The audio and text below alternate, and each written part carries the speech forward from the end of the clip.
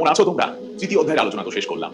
এবার শুরু করতে চলেছি চতুর্থ অধ্যায়, যার নাম সংঘবদ্ধতার গোড়ার কথা, এবং হবে তার বৈশিষ্ট্য বিশ্লেষণ। অর্থাৎ টোটাল চ্যাপ্টারের নাম দাঁড়ায় সংঘবদ্ধতার গোড়ার কথা, বৈশিষ্ট্য ও বিশ্লেষণ। তৃতীয় অধ্যায় ছিল বিদ্রোহে ভরা, কারণ ব্রিটিশদের শাসন নয়, তা ছিল শোষণ, তাই বিদ্রোহের দরকার হয়।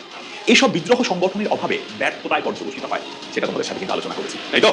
অর্থাৎ ভারতবাসীর মধ্যে আরো বেশি করে সংঘবদ্ধতার দরকার হয়, তাই এই অধ্যায়ের মূল আলোচ্য বিষয় সংঘবদ্ধতা। হঠাৎ দেশে উঠলো আওয়াজ, হো হো হো হো, চমকে সবাই তাকিয়ে দেখে সিপাহী বিদ্রোহ। প্রথমেই আমরা আলোচনা করব 1857 খ্রিস্টাব্দের সিপাহী বিদ্রোহ বা মহাবিদ্রোহ, এবং সেই সিপাহী বিদ্রোহ বা মহাবিদ্রোহের প্রকৃতি বা চরিত্র।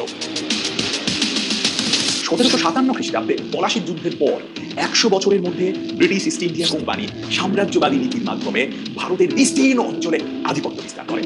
তাদের তীব্র অর্থনৈতিক, রাজনৈতিক ও সামাজিক শোষণের বিরুদ্ধে আমরা অর্থাৎ ভারতীয়রা স্থানীয় সংঘবদ্ধতার পাশাপাশি ভারতের বৃহত্তর জনগোষ্ঠীর একটা ঐক্যবদ্ধতা দেখতে পাই।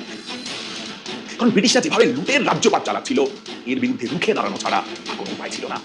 1857 খ্রিস্টাব্দের এই সিপাহী বিদ্রোহে এরকমই সংঘবদ্ধতার প্রকাশ ঘটে। ঠিক এই সময়ে ব্রিটিশ সেনাবাহিনীতে এনফিল্ড রাইফেলের যে টোটার প্রচলন ছিল, বুঝতে পেরেছো তো? সেই বড় বন্দুক, আর সেই বন্দুকে গুলির দরকার, আর সেই গুলি ছিল এই টোটা, অর্থাৎ সেই টোটা অর্থাৎ গুলি খোলসটা দাঁত দিয়ে কেটে রাইফেলে ভরতে হতো। এই অবস্থায় গুজব রটে যায় যে খোলসটি গরু আর শুয়োরের চর্বি দিয়ে তৈরি, তাই খুব স্বাভাবিকভাবেই হিন্দু মুসলিম সেনারা ওই টোটা ব্যবহার করতে চায় না। এবং ক্ষুব্ধ সেনারা বড়লাট লর্ড ক্যানিং এর আমলে শুরু করে 19 শতকের দ্বিতীয়ার্ধের এই বিপ্লব, যা 1857 খ্রিস্টাব্দের সিপাহী বিদ্রোহ নামে পরিচিত। এবার দেখে এই বিদ্রোহ মহাবিদ্রোহে কি করে পরিণত হলো। দেখো, সিপাহী বিদ্রোহ এগোচ্ছে আস্তে আস্তে। এরপর 26শে ফেব্রুয়ারি বহরমপুরের সেনা ছাউনিতে প্রথম বিদ্রোহ শুরু হয়। তারপর ব্যারাকপুরে মার্চের প্রথম পর্বে বিদ্রোহের সূচনা হয়। সেখানে সিপাহী মঙ্গল পাণ্ডে বিদ্রোহের প্রথম শহীদ হন।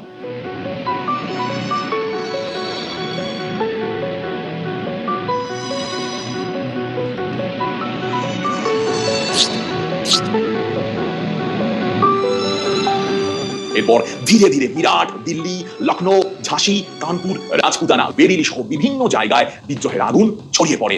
বিদ্রোহীরা দ্বিতীয় বাহাদুর শাহকে স্বাধীন সম্রাট বলে ঘোষণা করে। এই দ্বিতীয় বাহাদুর ছিলেন তৎকালীন মুঘল সম্রাট। আর জেনে রেখো, দ্বিতীয় বাহাদুর শাহ ছিলেন শেষ মুঘল সম্রাট। এক্ষেত্রে আমরা দেখতে পাই বিদ্রোহীরা শুধুমাত্র সিপাহী ছিল না, যে বলছিলাম যে শুধুমাত্র সিপাহী বিদ্রোহ নয়, এটা ছিল মহাবিদ্রোহ। আমরা দেখতে পাচ্ছি কৃষক, সামন্ত প্রভু, সাধারণ জনগণ, কারিগর, মজুর এই বিদ্রোহে সমানভাবে অংশগ্রহণ করে। কিন্তু এভাবেই দেখা যায় যে এই বিদ্রোহ ক্রমে গণবিদ্রোহে পরিণত হয়। এবার আমরা জানবো যে এই বিদ্রোহে যারা নেতৃত্ব দিয়েছিল তারা কারা ছিল। এই বিদ্রোহে নেতৃত্ব দিয়েছিল কানপুরের নানা সাহেব ও তাঁতিয়া টোপি, বিহারের কুনওয়ার সিং, অযোধ্যার হজরত মহল, ঝাঁসি রানী লক্ষ্মীবাই, ফৈজাবাদের মৌলভী আব্দুল্লাহ এরা।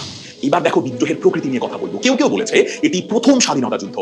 বিদ্রোহের এমন দ্রুত ব্যাপ্তি দেখে সহজেই বোঝা যাচ্ছে তাদের প্রধান উদ্দেশ্য ছিল, অর্থাৎ বিদ্রোহীদের প্রধান উদ্দেশ্য ছিল ইংরেজদের দেশ ছাড়া করা। এই বিদ্রোহ যেভাবে সেনাদের বিদ্রোহ থেকে ক্রমে স্বাধীনতা সংগ্রামের দিকে চালিত হচ্ছিল, তাতে বীর সাভারকর এই বিদ্রোহকে ভারতের প্রথম স্বাধীনতা যুদ্ধ বলেছেন। বীর সাভারকর মানে বিনায়ক দামোদর সাভারকর। কারণ কি? কারণ বিদ্রোহের তীব্রতা লক্ষ্য করলে দেখা যায় যে ব্রিটিশ উচ্ছেদই ছিল এর প্রধান উদ্দেশ্য। এরকম অনেকের নামই পাওয়া যায় যারা এই মতকে সমর্থন করেন, যেমন অশোক মেহতা। এবার আসা যাক যে এদের বিরুদ্ধে একটু সমালোচনা হচ্ছে। কারা করছে? তারা হচ্ছে ব্রিটিশ ঐতিহাসিক, যারা বরাবর এই সমালোচনা করে এসেছে। তারা সাম্রাজ্যবাদী ঐতিহাসিক। ইতিহাস ঘাটলে এই নজির কিন্তু আমরা এর আগেও পেয়েছি। ব্রিটিশ ঐতিহাসিক জন কে ডালরিম্পল এই বিদ্রোহকে ইসলাম ও খ্রিস্ট ধর্মের সংঘাত বলে অভিহিত করেছেন। সমকালীন ইংরেজ ঐতিহাসিক চার্লস বল, টি.আর. হোমস আবার এই বিদ্রোহকে ধর্মীয় কারণে বিপদগামী চক্রান্তকারী সিপাহীদের বিদ্রোহ বলেছেন। অর্থাৎ তারা কত খাটো করে দেখবে তৎকালীন ইংরেজদের চোখে বা শাসক শ্রেণীর চোখে এরা চক্রান্তকারী। সিপাহী হলেও আমরা অর্থাৎ ভারতীয়দের কাছে এরা ছিল দেশপ্রেমী, জাতীয়তাবাদী। তাই রমেশচন্দ্র মজুমদার এই বিদ্রোহকে মহাবিদ্রোহ আখ্যা দিয়েছেন। আবার রজনীকান্ত গুপ্ত এই যুদ্ধকে জাতীয় যুদ্ধ বলেছেন। ট্রেভেলিয়ানের মতে ধর্মীয় কারণে নয়, রাজনৈতিক ব্যবস্থার উন্নতি সাধনের মাধ্যমে ভারতবাসী এই বিদ্রোহের মধ্যে দিয়ে জাতীয় সরকার পুনঃপ্রতিষ্ঠা করতে চেয়েছিলেন। এই ট্রেভেলিয়ান ছিলেন কিন্তু নিরপেক্ষবাদী, অর্থাৎ তিনি নিরপেক্ষ দৃষ্টিভঙ্গি দিয়ে এই বিদ্রোহের কথা বলেছেন। আবার ধরো অধ্যাপক এরিক স্টোকস, বেইলি এরা মনে করেন এই বিদ্রোহে স্থানীয় জনগণ, কৃষকদের পাশাপাশি জাতীয় প্রতিরোধ ইত্যাদি বিভিন্ন ধারার সংমিশ্রণ ঘটে, কারণ তাদের প্রত্যেকের লক্ষ্যই ছিল ব্রিটিশদের বিতাড়িত করা। এবার দেখবো কিছু কিছু ঐতিহাসিক বলেছেন এই বিদ্রোহ আসলে সনাতনপন্থীদের বিদ্রোহ। সনাতনপন্থী বলতে আমরা বুঝি সামন্ত প্রভু বা জমিদার শ্রেণীকে। ব্রিটিশ আমলে জমিদার ও সামন্ত প্রভুদের অবস্থা বিভিন্ন নিরাপত্তাহীনতা জনিত কারণে সঙ্গীন হয়ে যায়। তাই তারাও এই বিদ্রোহে অংশ নেয়, কারণ ব্রিটিশরা তাদের জমিগুলোকেও নিজেদের করে নিচ্ছিল আর জমিদারদের করে রেখেছিল এক ধরনের বৃত্তিভোগী কর্মচারী হিসেবে। অর্থাৎ ওই টাকা নাও, তুমি জমিদার, কিন্তু তোমার কোনো টাকা আসবে না। মেন টাকা কাদের আসবে? ইংরেজদের আসবে। তুমি নাম কেউ আসবে, শুধু নামে। ওই যে দায়িত্বহীন ক্ষমতার ক্ষমতাহীন দায়িত্বের গল্প, অর্থাৎ দায়িত্বহীন ক্ষমতা কার হাতে ছিল? ইংরেজদের হাতে, আর ক্ষমতাহীন দায়িত্ব জমিদারদের হাতে। খুব স্বাভাবিকভাবেই জমিদার এতে রেগে যায়। এই কারণেই রমেশচন্দ্র মজুমদার, রজনীকান্ত দত্ত, জওহরলাল নেহেরু এই বিদ্রোহকে সামন্ত শ্রেণীর বিদ্রোহ বলেছেন, কারণ তারা ইংরেজদের বিরুদ্ধে তাদের ওই ক্ষোভ থেকে বিদ্রোহে গেছিল। এটা ছিল তাদের মৃত্যুকালীন আর্তনাদ।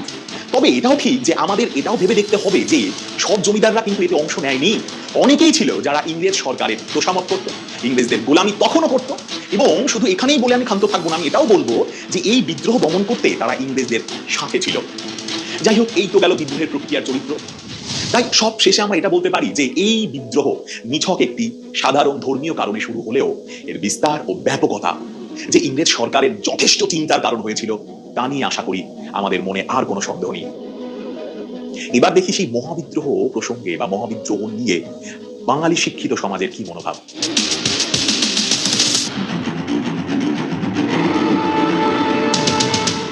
19 শতকে বাংলায় পাশ্চাত্য শিক্ষার প্রভাবে এক শিক্ষিত মধ্যবিত্ত শ্রেণীর উদ্ভব ঘটে। এরা ইংরেজদের শাসনকে ভারতের পক্ষে কল্যাণকর মনে করত, ভাবতো ইংরেজদের শাসন হচ্ছে ভারতের পক্ষে আশীর্বাদ। তারা মনে করতো ভারতবাসী কুসংস্কার আসন্ন, আর ইংরেজরা শিক্ষার মাধ্যমে সেই অন্ধকার দূর করছে। তাই শিক্ষিত বাঙালি সমাজের একটা বড় অংশ এই বিদ্রোহকে সমর্থন করেনি, কারণ তারা ভারতবাসীর সুশাসন প্রতিষ্ঠা নিয়ে সন্দিগ্ধ ছিল। তারা ভাবতো যদি কোনো ভারতীয় বা ভারতবাসী ভারতবর্ষের শাসন করে তাহলে সেই শাসন ভালো হবে না, তার থেকে ইংরেজদের শাসন নাকি অনেক ভালো।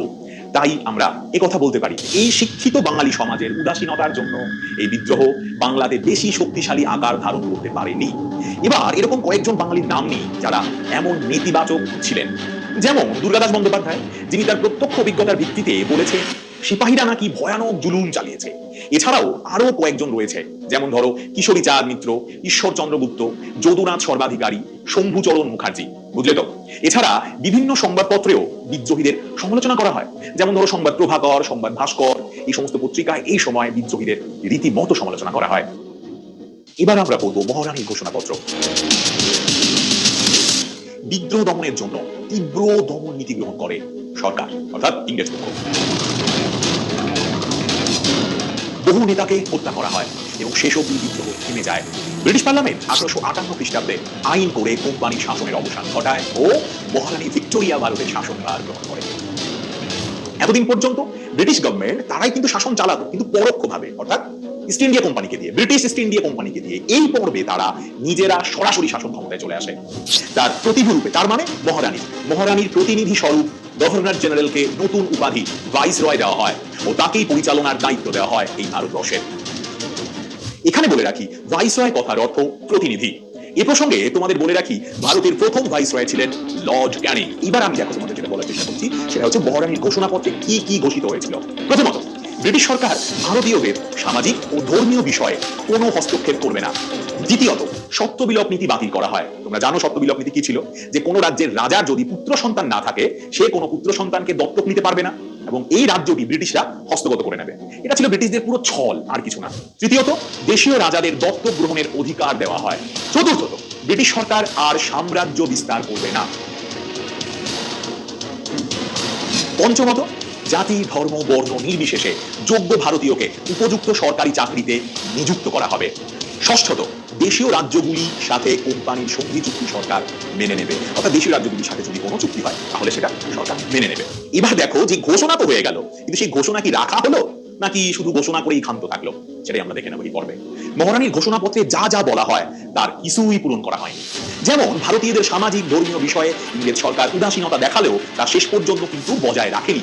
আবার সরকারের উচ্চপদস্থ কর্মচারী পদে ভারতবাসীকে নিযুক্ত করা হতো না, তার যোগ্যতা আছে, সেখানে ইংরেজকে নিযুক্ত করছে কিন্তু কোনো ভারতীয়কে নিযুক্ত করা হতো না। মহাবিদ্রোহে সকল জাতি ধর্ম বর্ণ নির্বিশেষে সবাই যোগদান করেছিল। তাই বিদ্রোহের পর তারা, অর্থাৎ ইংরেজরা, বিভিন্ন জাতির মানুষকে পরস্পরের বিরুদ্ধে খেপিয়ে তোলে। কেন জানো? জাতীয়তাবাদী আন্দোলন মুখ থুবড়ে পড়ে শুরু হয় এই সময় থেকে ইংরেজদের জাতির নামে বজ্জাত খেলা। তাই এসব থেকে তোমরা নিশ্চয়ই বুঝতে পারছো এই ঘোষণাপত্র ইংরেজদের শাসন ব্যবস্থার কোনো বিশেষ পরিবর্তন ঘটাতে পারেনি।